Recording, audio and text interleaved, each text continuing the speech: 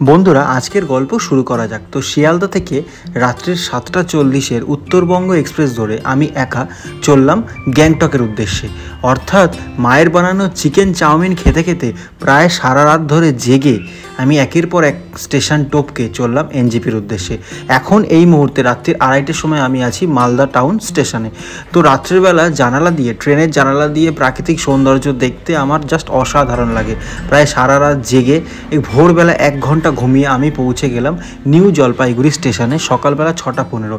বাইরেই আমার জন্য গাড়ি অপেক্ষা করছিল। সেই গাড়িতে বসে কিছু বিস্কুট খেতে খেতে আমি প্রাকৃতিক সৌন্দর্য দেখতে দেখতে সোজা চলে গেলাম ফাঁকা রাস্তা দিয়ে মাত্র 4.5 ঘন্টার মধ্যে গ্যাংটকে আমি যে হোটেলটা ছিলাম সেটা হচ্ছে হোটেল আংশ।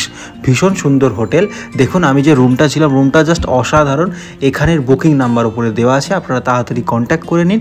এত সুন্দর হোটেলে থাকতে গেলে মাত্র লাগবে 1200 টাকা। 1200 টাকায় আপনারা পাবেন ব্রেকফাস্ট এবং ডিনার। এইখানের রুম 1200 থেকে শুরু হচ্ছে, আপ টু 2200 টাকা অবধি আছে। বড় রুমও আছে, ছোট রুমও আছে, সব কিছু ভীষণ সুন্দর। ব্যাগটা কোনো রকমের রেখে আমি সোজা চলে আসলাম গ্যাংটকের এমজি মার্গ মেলে।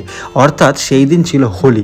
তো হোলিতে আসার সাথে সাথেই আমার রং মেখে ভূত হয়ে গেলাম এবং সেখানে দেখুন যে চারিদিকে কত হোলির উৎসবে মেতে উঠেছে সমস্ত ওখানকার পর্যটকরা। আমার তো ভীষণ ভালো লাগলো। প্রথমবার আমি এখানে হোলি কাটালাম বাচ্চাদের সাথে। তারপর তাড়াতাড়ি করে রুমে এসে ফ্রেশ হয়ে স্নান করে খেয়ে নিলাম আমার ফেভারিট চিকেন কষা, ঝুরি ঝুরি আলু ভাজা, ভাত এবং তার সাথে ডাল, যেটা অমৃত লেগেছিল।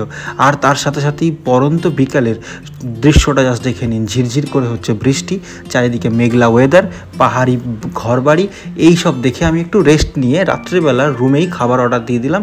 চলে এলো ফুলকপির তরকারি, চিকেন আর রুটি।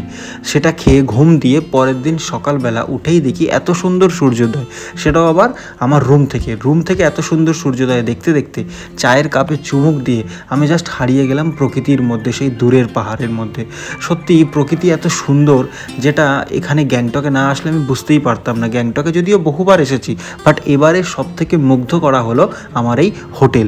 এই হোটেলে ইচ্ছা তো ছিল প্রায় 3-4 দিন থাকবো, কিন্তু সময়ের অভাবের কারণে আমি একদিনই ছিলাম। তো তাড়াতাড়ি করে স্নান করে ব্রেকফাস্ট সেরে নিলাম। ব্রেকফাস্টে আপনারা ডিম টোস্ট, ব্রেড টোস্ট, এছাড়া কচুরি তরকারি পেয়ে যাবেন। আমি তো কচুরি তরকারি খেয়েছি কারণ বাঙালি ছেলে। তারপরে একদম ফ্রেশ হয়ে আরেকটু হোটেলটাকে ভালো করে ঘুরে নিয়ে আমি রেডি হয়ে গেলাম, কারণ আমায় যেতে হবে রা বাংলার উদ্দেশ্যে। হাতে সময় বড়ই কম। তো আরেকবার সুন্দরভাবে প্রাকৃতিক সৌন্দর্য দেখতে দেখতে রেডি হয়ে বাইরে চলে আসলাম। বাইরে আমার জন্য গাড়ি অপেক্ষাই করছিল। তো আশা করি এই ভিডিওটি আপনাদের ভালো লেগেছে। এর পরবর্তী ভিডিও হচ্ছে রা বাংলা নিয়ে। ততদিন আপনারা সবাই ভালো